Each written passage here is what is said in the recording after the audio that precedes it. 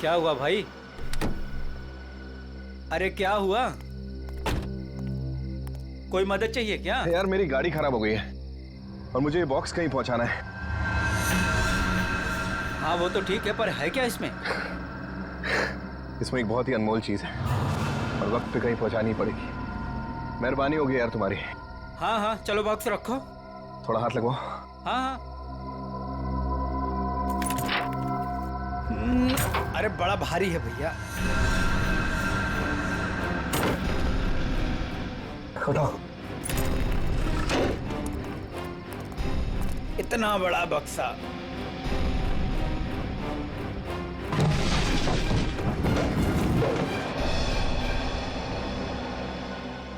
ये एड्रेस है, इस बक्से को इस जगह छोड़ देना। क्या मतलब है? आप नहीं आ रहे हो? अब एक मिनट, ये कुछ पैसे रखो, इसे सही जगह पहुंचाओ। बक्सा उतारिए।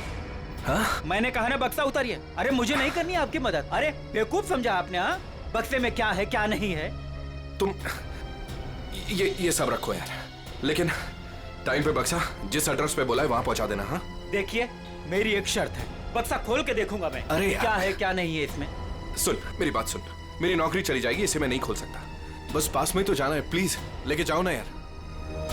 ठीक है भाई, भरोसा करता हूँ मैं। इंसान इंसान के ही काम आता है।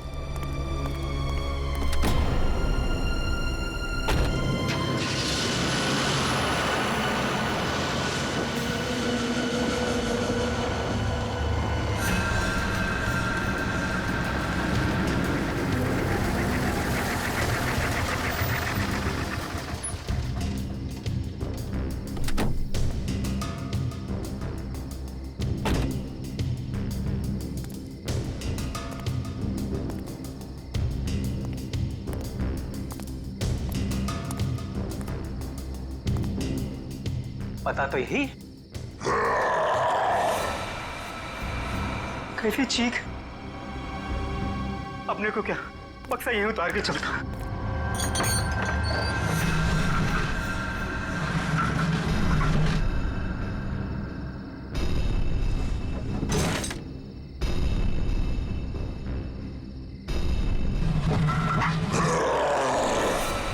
बक्से में से चीख! हे भगवान!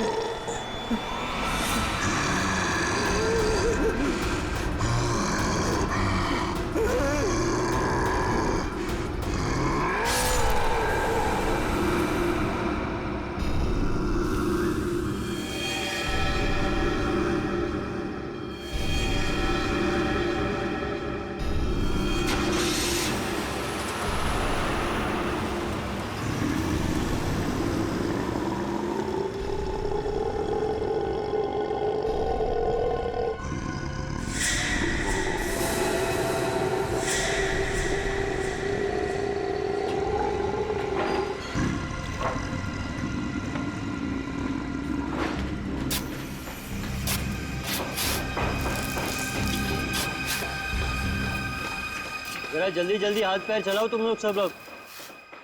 15 दिन में ये बिल्डिंग पूरी करके देनी है हमें, वक्त नहीं है हमारे पास। और सोनू, तू इतना सुस्त क्यों है? खाना वाना नहीं खाता क्या? चल जल्दी काम कर। कौन है वहां पे? मैंने पूछा कौन है वहां पे? अभी अभी तो बिल्डिंग का काम भी खत्म नहीं हुआ है और अभी से बिल्डिंग टूटने लगी। सोनू जरा देख तो।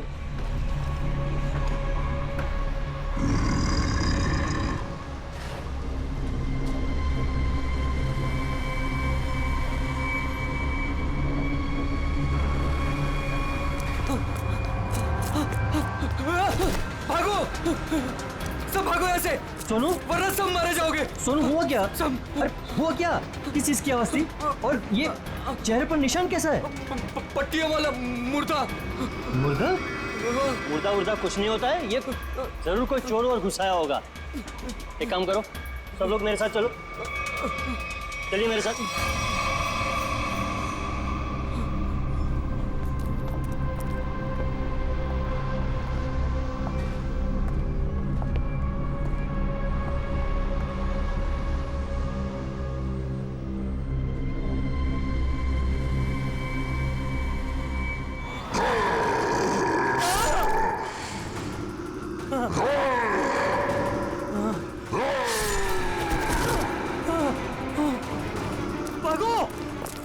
भागो सब यहाँ से भागो, पट्टियों वाला मुर्दा, भागो।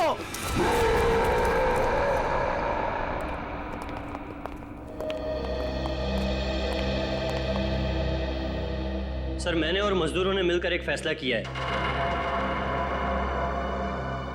कैसा फैसला? कि हम आपकी बिल्डिंग में अब काम नहीं करेंगे। तो क्या बकवास कर रहे हो तुम?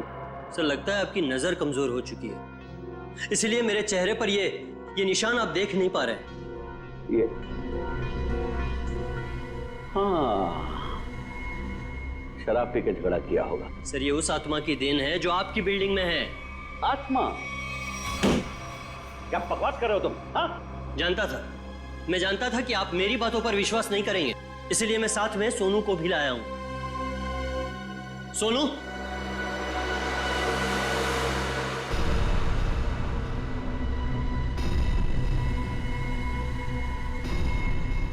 देखिए सर, बेचारा इतना घबरा गया है कि कुछ बोल नहीं पा रहा है। सोनू, ये सब क्या है? साहब, पट्टी वाला मुर्दा और कौन है इधर? कौन है? कौन है उधर?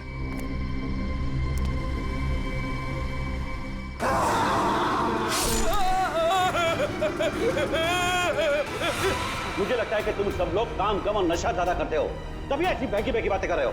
सर, अगर हमारी बातों पर यकीन ना हो तो कोई दूसरे मजदूर रख के क्यों नहीं देख लेते? जब वो अपनी आप बीती सुनाएंगे तब तो आपको विश्वास हो जाएगा ना। बिल्कुल रख लूंगा। इस शहर में मजदूरों की कोई कमी नहीं है। इस शहर में काम की भी कोई कमी नहीं है।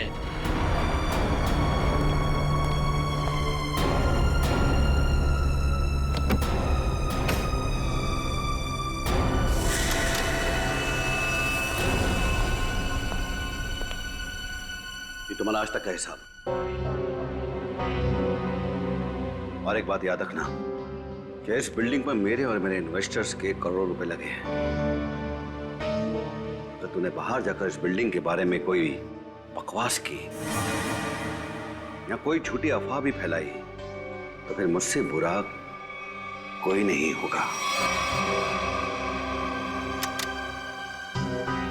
दिनेश, पैसे कोई पेड़ पे नहीं उगते, समझे?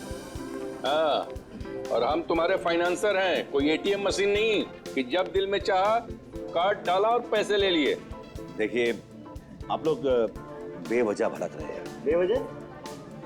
तुमने कमिटमेंट किया था, अब तक बिल्डिंग तैयार हो जाएगी, क्या हुआ? हाँ, चंदू, मैं बिरयानी बना रहा हूँ, कोई 2 मिनट में बनने वाला बर्गर नहीं। जब आप लोग बिल्डिंग की क्वालिटी देखेंगे तो आप लोगों को खुद ब खुद ये एहसास हो जाएगा कि आप लोगों का पैसा बिल्कुल सही जगह लगा है। हाँ, पता चल रहा है कि इन्वेस्टमेंट कहाँ पर हो रहा है।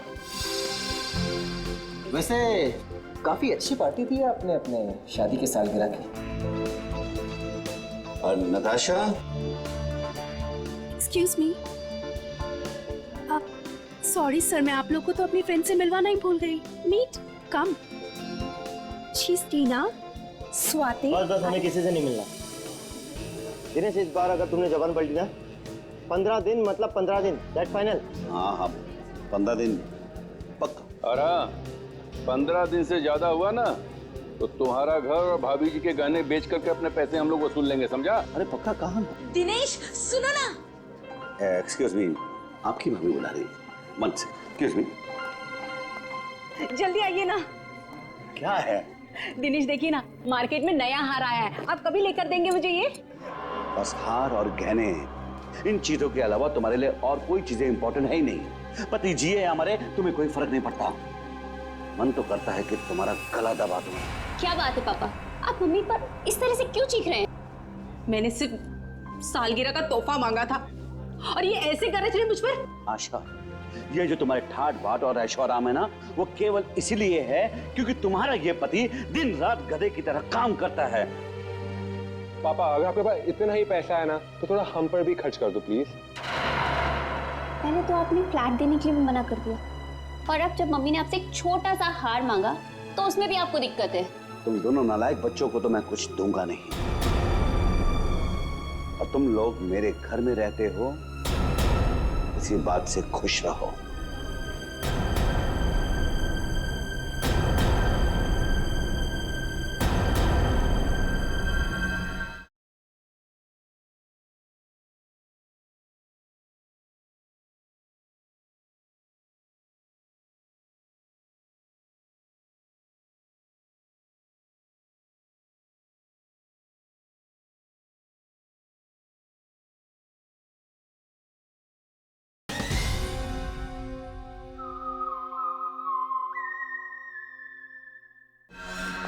नहीं चाहिए मुझे नकली जेवर।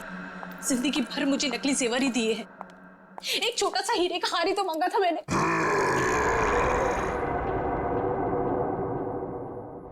कौन कौन है वहां? कौन है वहां? कौन है वहां?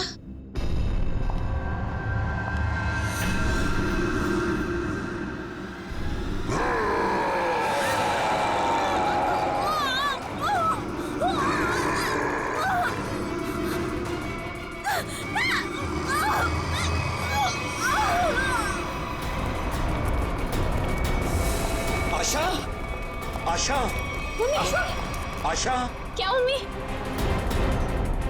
आशा, एक सांस क्या मम्मी को? मर गई।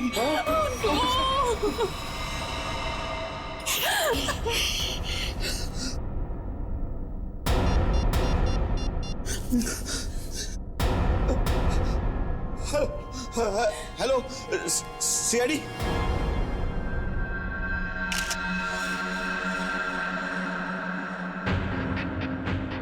ये निशान देखा गले पे? हाँ सर, लगता है काफी जोर से गला दबाया खूनी ने। ये जो नेकलेस है ना, इससे पकड़ के घसीटा है, तभी निशान इतने गहरे हैं। शायद विंड पाइप के टूट जाने से मौत हो गई इनकी। सर खून के निशान कॉरिडोर में यहाँ तक आए हैं और आशा जी की चप्पल।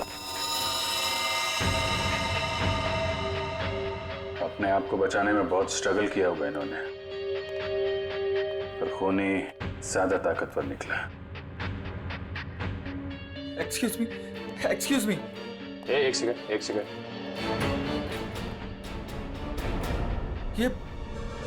ये सब कैसे हो गया सुलेखा? आज तो इतना शुभ दिन था, शादी के सालगिरह वाले दिन। आपकी तारीफ? जी मैं सुलेखा का हस्बैंड। अच्छा, तो आशा जी आपकी सास थी? जी। सास ससुर की एनिवर्सरी पार्टी में आप काफी लेट नहीं आ रहे हैं? वो बिजनेस मीटिंग में फंस गया था, इसलिए लेट हो गया। बस अभी अभी पहुंचा हूं। ठीक है, इधर आ जाइए आप। दिनेश जी, आपको किसी पे शक है? कौन कर सकता है ऐसा काम? सर, मेरी वाइफ की किसी से कोई दुश्मनी नहीं थी। सर, मैं यही कह रहा हूँ कि दिनेश ने खुद ही अपनी बीवी का खून करवाया है। सर, हमने इसका झगड़ा सुना था। ये अपनी बीवी से कह रहा था कि मैं तुम्हारा गला दबा दूंगा। पति जिए या मरे, तुम्हें कोई फर्क नहीं पड़ता। मन तो करता है कि तुम्हारा गला दबा दूं। तो बकवास कर रहे लोग। अगर मैंने गुस्से में कुछ कह दिया तो इसका मतलब ये तो नहीं ना कि मैं सचमुच वो कर दूंगा। वैसे ऐसा हुआ क्या था कि आपको इतना गुस्सा आ गया कि आपने गला दबाने की धमकी दे दी, वो भी शादी की सालगिरह वाले दिन? सर, इसकी वजह भी ये लोग ही है। ये मेरे इन्वेस्टर्स हैं। अब मुझे एक एक पाई ऐसे देते हैं जैसे मुझ पर एहसान कर रहे हैं। तुम लोगों की मैं एक एक पाई चुका दूंगा, वो भी ब्याज सहित, समझे? तो दे दो ना। एक मिनट, बिजनेस की बातें मत कीजिए। यहाँ पे खून हुआ है।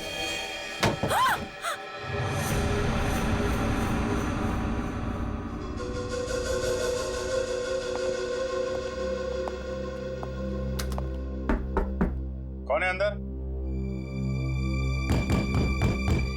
दरवाजा खोलो।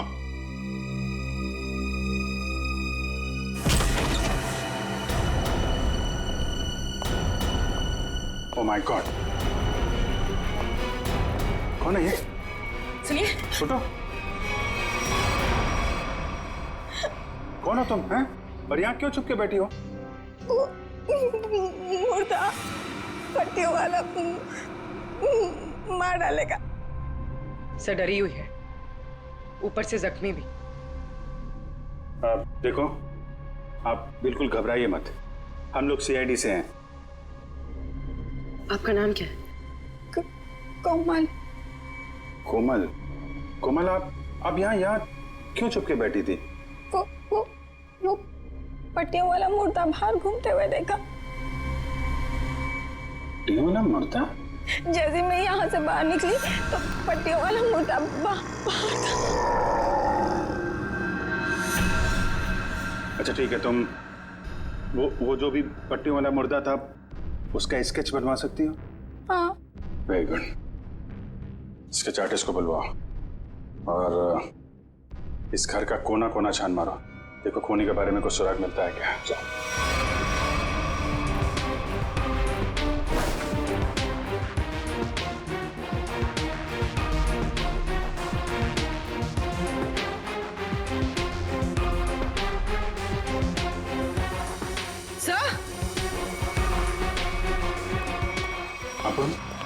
सर ये पट्टी मिली है क्या यहाँ पर? कोमल ने देखा पट्टी वाला मुर्दा और यहाँ पे पट्टी का टुकड़ा मिला। सर स्केच तैयार है। तो ये है वो पट्टी वाला मुर्दा। इस मुर्दे का और इस पट्टी का क्या राज है, जल्द से जल्द पता लगाना होगा। गले का हार बेचारी का फांसी का फंदा बन गया। जैसे ही खूनी ने हार खींचा, बेचारी कुछ नहीं कर पाई। सर वो आदमी गले का हार छीनने के लिए आया था, ऐसा लगता नहीं। वही तो सचिन, वही तो राज है।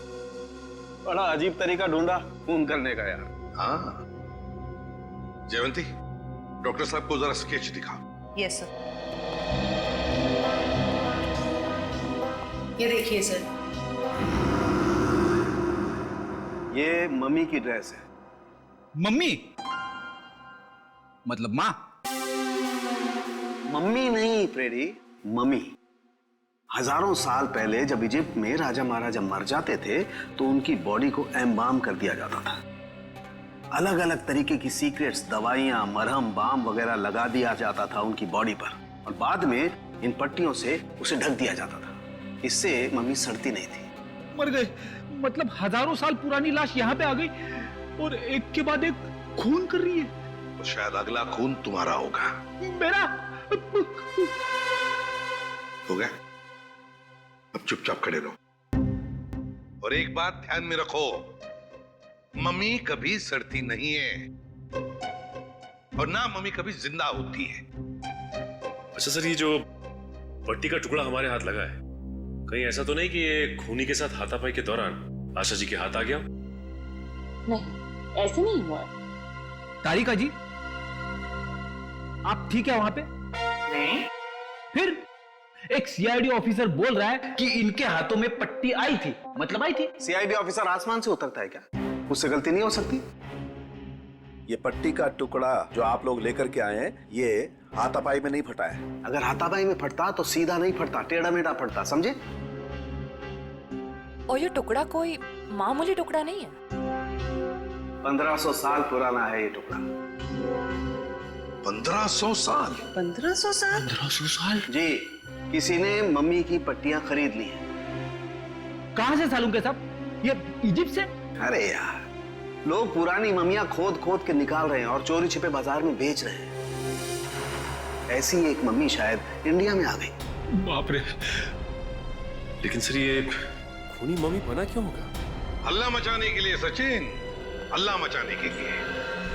ये खूनी चाहता है कि लोग उसे देखें और जोर जोर से चिल्लाए, मम्मी आ गई, मम्मी आ गई। ये खून उस खूनी मम्मी ने ही किया है और वो पट्टी का टुकड़ा जानबूझकर छोड़ गया है हमारे लिए सबूत।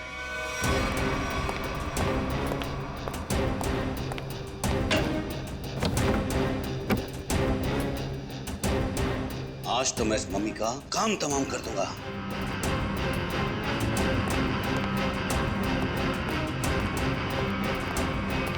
सर,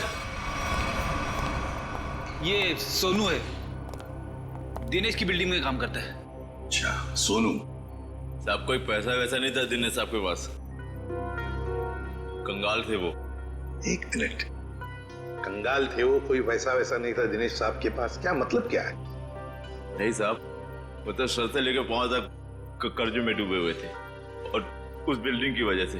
और जब से उस पट्टी वाले मुर्दे ने हम लोगों पे हमला किया है, उस बिल्डिंग का काम भी बंद पड़ा हुआ है। पट्टी वाले खूनी ने तुम पर हमला किया? तुम पर? सर, कहीं ये वही तो नहीं जिसने आशा जी का भी खून किया? हो सकता है, बिल्कुल हो सकता है। वैसे वो पट्टी वाला खूनी दिखता कैसे है? सर, पट्टियों में लिपटा हुआ, एकदम सड़ा सा मुंह, चेहरे पे खून लगा हुआ था जैसे उसको कोई चोट लगी हो। मतलब उसकी सर आवाज भी बहुत अजीब सी थी, उसकी सर आवाज भी।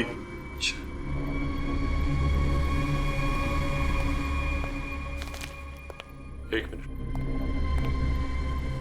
क्या वो ऐसा दिखता था? हाँ साहब, यही तो था वो। चलो ठीक है, तुम जा सकते हो। अगर जरूरत पड़ी तो हम तुम्हें फिर से बुला लेंगे। सर, ये जो कोई भी आशा जी का खून करने के लिए आया था, या तो पहले से मम्मी बन के आया था, या फिर पार्टी में आने के बाद उसने अपना हुलिया बदला है। सर, काम करते हैं, पार्टी का फुटेज देखते हैं।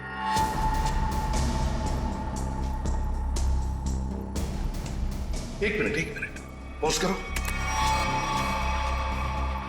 ये देखो, ये है ना महेश, आशा जी की बेटी सुलेखा का पति महेश। हाँ सर, लेकिन ये तो कह रहा था कि आशा जी की मौत के बाद आया था ये पार्टी में। झूठ बोला हमसे, वो झूठ बोला। जयवंती सर, फोन करके बुला लो उसे अभी, इसी वक्त।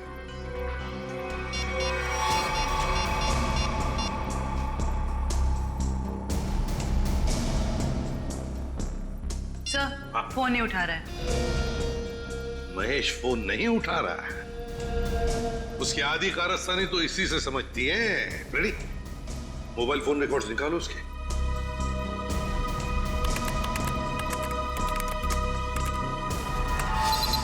सर, ये रहे महेश के phone call records.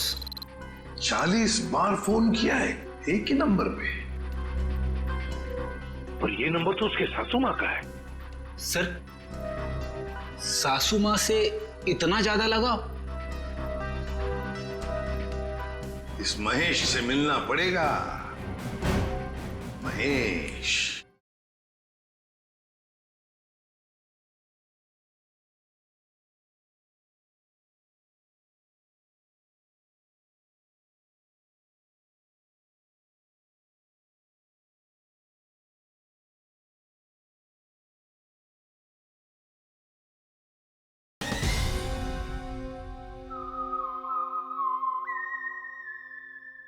Excuse me,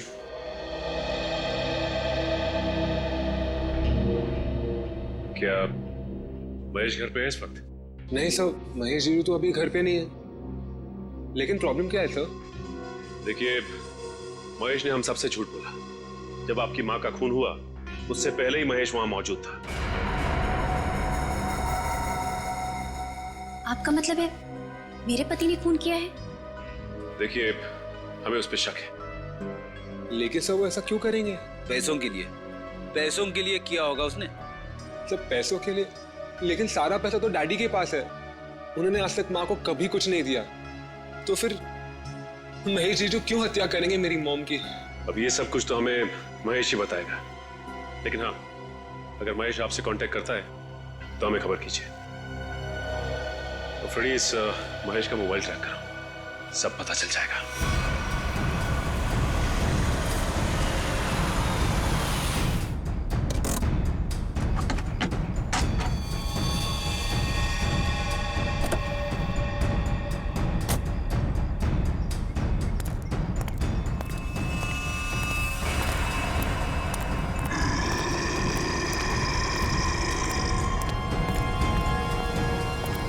आज ये पट्टियों वाला मुर्दा मिल जाए बस।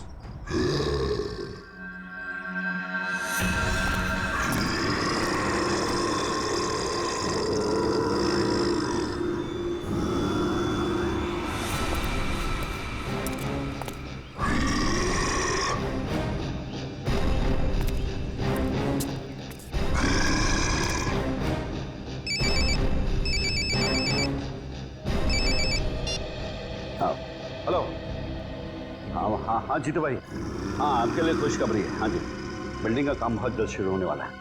कोई मजदूर वहाँ काम करने को तैयार नहीं है। क्या तुम वहाँ का सारा काम खुद करोगे? नहीं जीतू भाई, मैं उस वजह को ही खत्म कर दूंगा जिसके कारण सारे मजदूर डरे हुए हैं। आज उस पट्टी वाले मुद्दे का दी एंड है। मैं आपको बाद में फोन करता हूँ।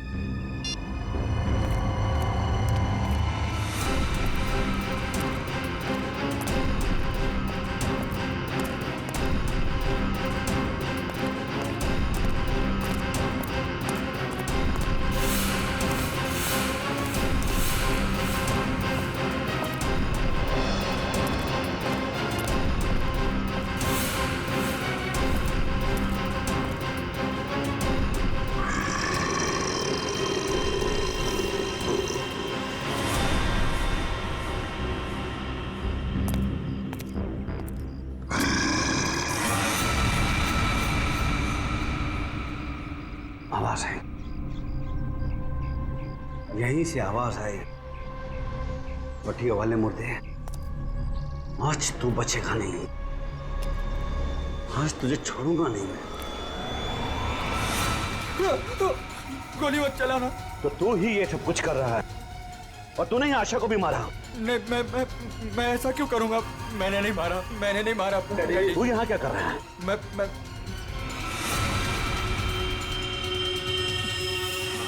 डैडी, वो आपके पीछे है। ना महेश, मैं तेरी किसी भी चाल में आने वाला नहीं।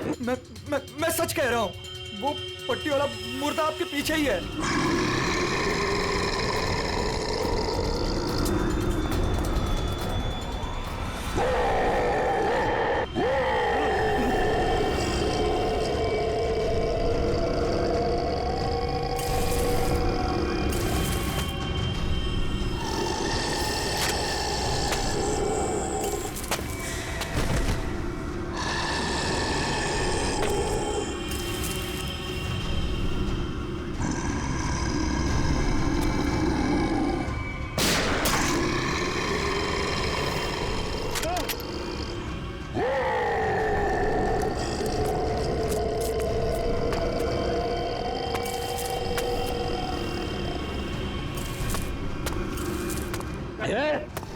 देखो भाई, तू मुझे माफ कर दे। मुझे क्यों मेरे पीछे पीछे कुछ भी नहीं है। देखो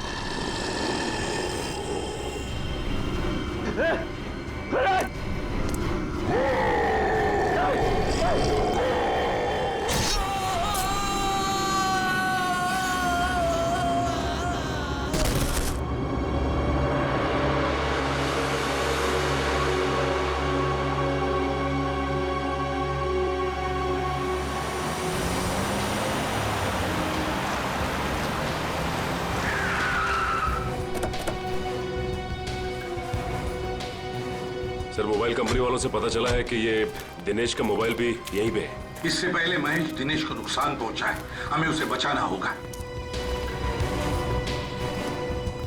अरे सर, दिनेश। चलो देखते हैं।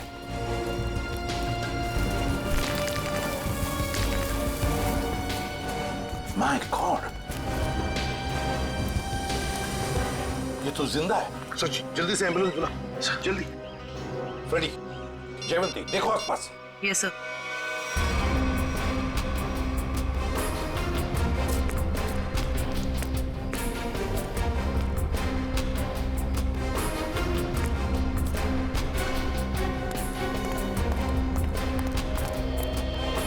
महेश सर। हाँ फ्रेडी, क्या हुआ? सर, महेश बेहोश है। महेश, महेश। सर, हाँ? ये गन पड़ी हुई थी यहाँ पे। सर, हम तो सोच रहे थे कि इन सब के पीछे ये महेश है, लेकिन ये तो खुद ही बेहोश पड़ा है। हाँ, ये तो महेश के होश आने के बाद ही पता चलेगा कि ये सब किसका किया कराया है।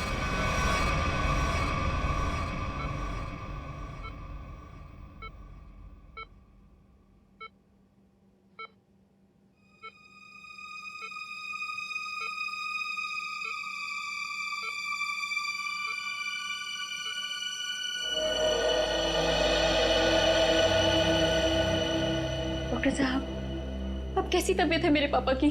फिलहाल इनकी तबीयत नाजुक है, अभी कुछ भी कहना मुश्किल है। 48 घंटे ऑब्जर्वेशन में रखेंगे, फिर देखते हैं क्या करना है। Okay, excuse me. सोच भी नहीं सकती कि मेरा पति इतना घिनौना मुजरिम निकलेगा। पहले तुमने मेरी माँ को मार दिया और अब मेरे पापा पे तुमने हमला किया। ये तुम क्या कह रहे हो सुलेखा?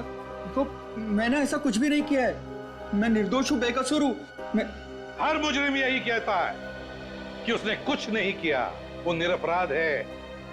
लेकिन सारे सबूत उसी आदमी की तरफ उंगली उठाकर कह रहे हैं कि ये इस आदमी ने किया है, और वो आदमी है तुम। लेकिन सर, आपके पास ऐसा कौन सा सबूत है जो ये साबित करता है कि खून मैंने किया है? एक हो तो बताए। सबसे पहले तो तुमने हमसे झूठ बोला कि तुम पार्टी में देर से गए, लेकिन सीसीटीवी फुटेज साफ साफ दिखा रही है कि तुम पार्टी में पहले ही मौजूद थे, आशा जी की मौत से पहले। सबूत नंबर 2, 3 दिनों में 40 फोन किए तुमने आशा जी को, जबकि तुम उन्हीं के घर में रहते थे। इतने सारे फोन कॉल करने की वजह? और जिस वक्त क्राइम सीन पर दिनेश जी मिले, उस वक्त सिर्फ एक ही आदमी मौजूद था, वो तुम थे। मैं डर गया था सर, डर गया था।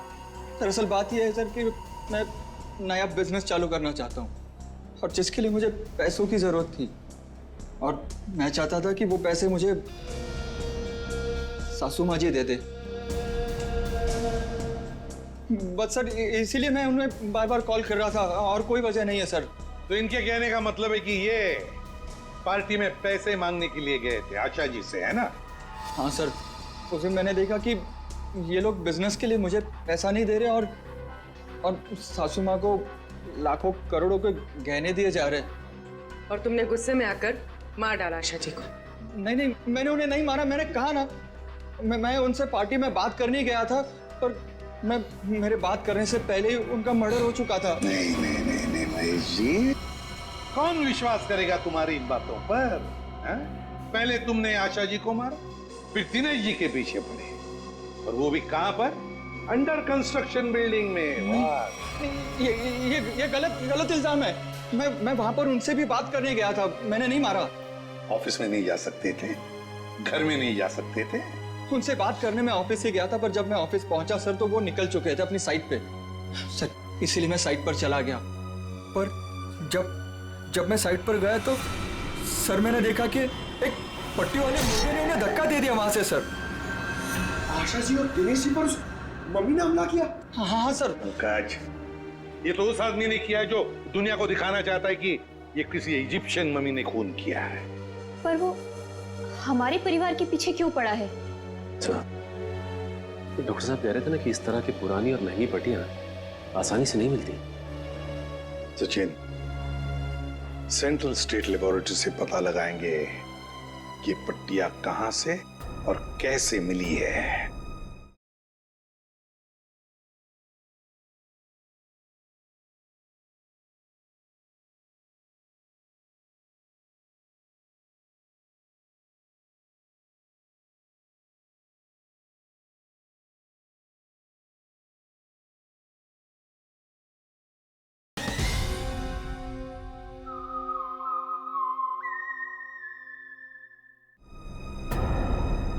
मैं सीआईडी से आपसे मिलना चाहती हूँ। डॉक्टर चारू, आप ही? हाँ, मैंने ही आपको फोन किया था। डॉक्टर चारू, इस पट्टी को पहचानती हैं? ओह माय गॉड, ये पट्टी आपको कहाँ से मिली? ये पट्टी तो हमारी लैब से चुराई गई थी। इस सिलसिले में एक डॉक्टर को काम से भी निकाल दिया गया। आइए।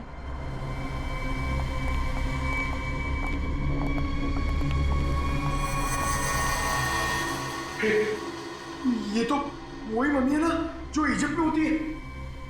मतलब ये नींद में चलकर यहाँ पर आ गई। आप भी अच्छा मजाक कर लेते हैं। दरअसल हर साल इजिप्ट से इन मम्मीज को हमारे यहाँ रिसर्च के लिए भेजा जाता है, और सर ये मम्मीज 1500 साल पुरानी है। तो क्या सिर्फ इन्हीं मम्मीज की पट्टी गायब है? हाँ सर, कुल 5 मम्मीज की पट्टियाँ चोरी हुई थी, जिसमें से 2 पे मैं काम कर रही हूँ इन्हें गलने से बचाने के लिए। अच्छा, आप कह रही थी ना कि एक डॉक्टर को काम से निकाल दिया गया पट्टी चुराने के इल्जाम में। उसकी डिटेल मिल सकती है हमें? हाँ सर, देती हूँ।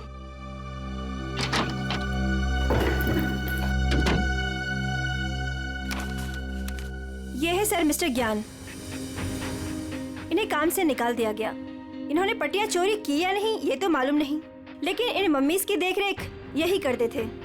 और हाँ सर, उनकी एक पर्सनल असिस्टेंट भी थी।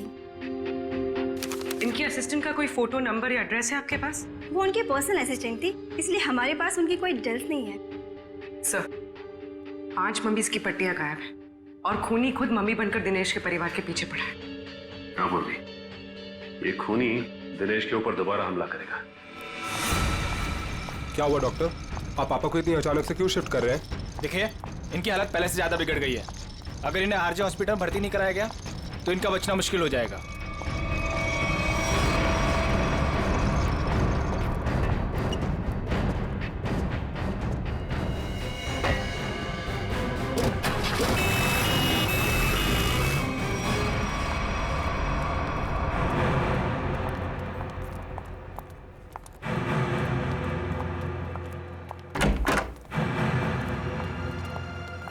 दिनेश जी तो कहीं दिखाई नहीं दे रहे हमें। वही तो, चलो देखते। अरे डॉक्टर साहब। हाँ जी। ये पेशेंट मिस्टर दिनेश कहाँ है? हाँ जी, उनको तो डिस्चार्ज दे दिया है। क्या मतलब तबीयत सुधर गई थी उनकी? नहीं, तबीयत तो नाजुक ही थी, पर उनके परिवार वालों को शायद भरोसा नहीं था कि उनका यहाँ अच्छा इलाज होगा। तो उन्होंने दूसरे डॉक्टर को फोन किया और वो यहाँ से दूसरे हॉस्पिटल ले गए। कौन से hospital? RJ hospital. RJ hospital, उसका नंबर तो होगा ना यहाँ पर? हाँ जी, रिसेप्शन पे होगा। चलिए आइए बात करा देता हूँ।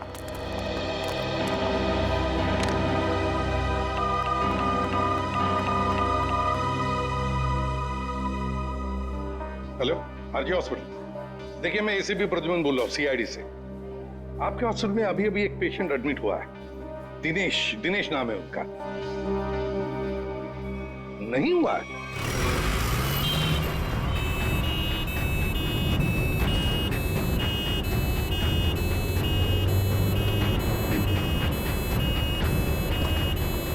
काम हो गया बॉस, तीर कमान से निकल चुका है। आप निशाना तैयार रखो।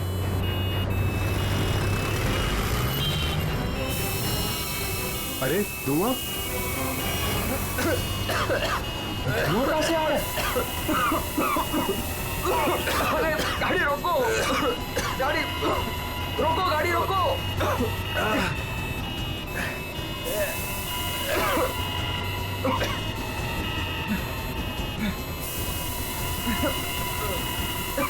धुआं बढ़ते ही जा रहा है ये।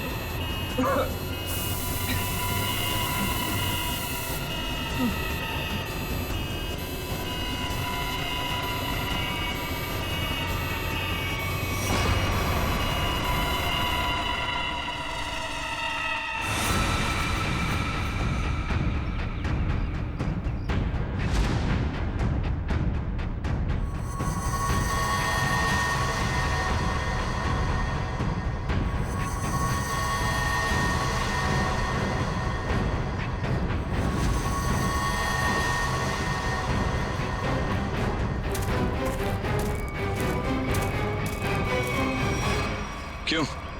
अब तुम्हारे जीवन का मकसद पूरा हो गया? हाँ, पिछले 10 साल से मैं इसी दिन के तो सपने देखती आई हूँ।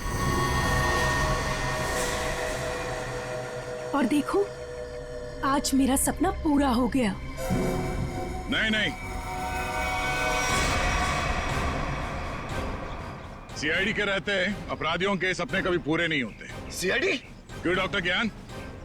पेशा डॉक्टर का, काम एक अपराधी का। अबे देख क्या रहे हो? उड़ाओ सीआईडी वालों को।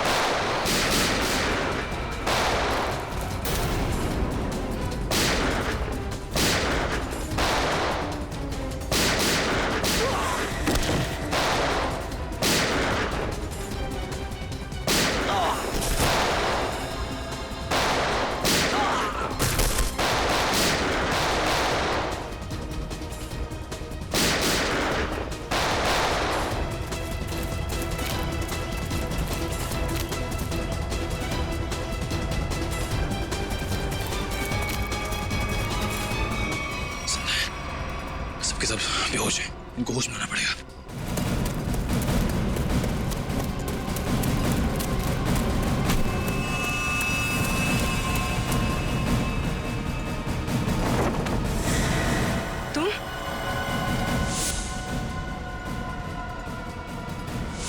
लोगों को मम्मीफाई करी थी ना, मैं तुम्हें सिखाती हूँ मम्मीफिकेशन किसे कहते हैं। अपराधियों को मम्मीज बनाने का काम हम करते हैं। मैं दिनेश की सेक्रेटरी सिर्फ इसलिए बनी ताकि इससे अपने भाई के मौत का बदला ले सकूं, और इसलिए मैंने मम्मी बनकर इसकी बिल्डिंग में काम करने वाले लोगों पर हमला किया ताकि मम्मी की अफवाह फैल जाए। तुम कुणाल की बहन हो? नाम मत लो अपनी गंदी जबान से मेरे भाई का। एक वक्त था जब वो तुम्हारा सबसे करीबी दोस्त था, और तुमने क्या किया? दोनों साथ गए थे ना विदेश पैसा कमाने के लिए। सर, इसको सहयोग से एक मम्मी मिली, और मेरा भाई चाहता था कि वो ये मम्मी वहां की देश की सरकार को सौंप दे, लेकिन ये दिनेश उसे ग्रे मार्केट में बेचना चाहता था। सर ऐसा सर।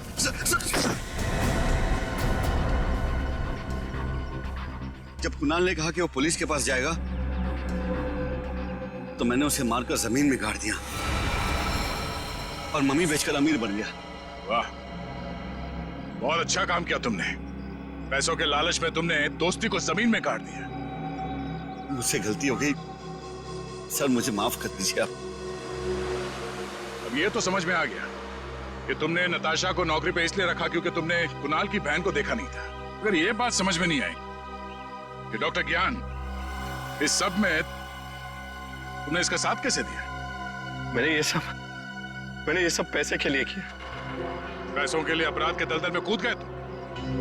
और नताशा, तुम्हें पता कैसे चला कि तुम्हारे भाई का खून इस दिनेश ने किया? जब कई दिनों तक भैया की विदेश से कोई खबर नहीं आई तो मैं उनका पता लेने के लिए इसके घर गई थी, और वहां मैंने सुना कि अपनी बीवी को बता रहा था कि किस तरह इसने मेरे भाई का खून कर दिया और उसे जमीन में गाड़ दिया। आशा ये सब पहले से जानती थी, और इसलिए मुझे उसको मारने का कोई पछतावा नहीं है। पछतावा होगा, तुम सबको बहुत पछतावा होगा जब कानून तुम्हें कड़ी से कड़ी सजा सुनाएगा, शायद फांसी।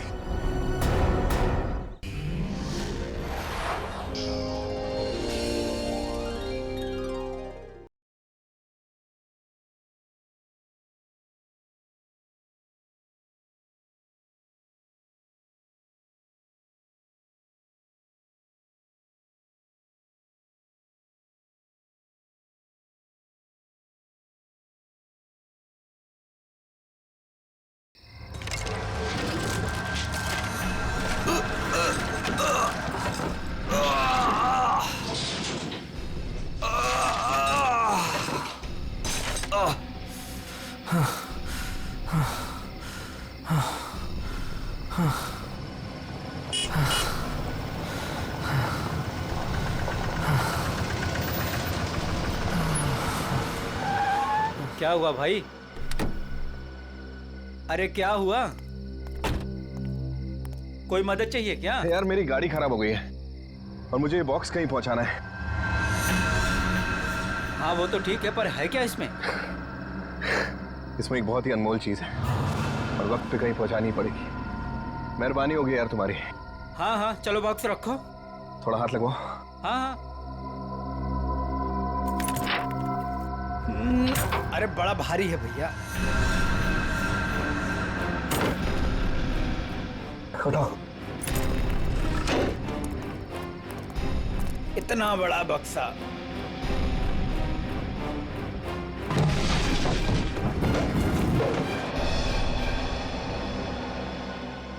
ये एड्रेस है, इस बक्से को इस जगह छोड़ देना। क्या मतलब है? आप नहीं आ रहे हो? एक मिनट, ये कुछ पैसे रखो, इसे सही जगह पहुंचाओ। बक्सा उतारिए। हाँ? मैंने कहा ना बक्सा उतारिए। अरे मुझे नहीं करनी आपकी